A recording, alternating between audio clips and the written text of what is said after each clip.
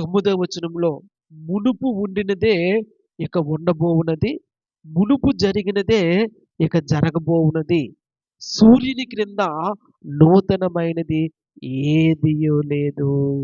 దేవుని నామానికి మహిమ కలుగును గాక. మునుపున్నదే ఇప్పుడు ఉంది, ఇప్పుడున్నది తరువాత మరలి వస్తుంది.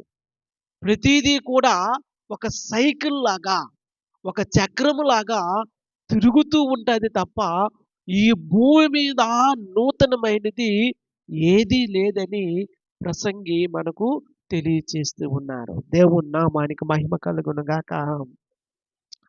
అవును ప్రియులారా, ఈ భూమి మీద నూతనమైనది ఏదీ లేదు. నూతనమైన సంగతి ఏదీ లేదు. పలానాది నూతనమైనది అని అనుకుంటే అంతకు ముందు దాన్ని ఎవరో